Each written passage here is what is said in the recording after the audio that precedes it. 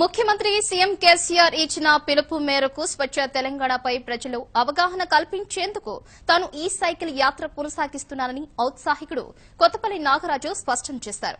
Hyderabad necklace road నుంచి ప్రారంభించిన యాత్ర 10 రోజుల పాటు తెలంగాణలోని 10 జిల్లాల్లో కొనసాగించి ప్రజల్లో స్వచ్ఛ తెలంగాణ పట్ల అవగాహన కల్పిస్తానంటున్నారు. పారిశుద్ధ్య కార్మికులతో ఈ యాత్ర ప్రారంభింపచేయగా కార్యక్రమంలో పలువురు పాల్గొన్నారు.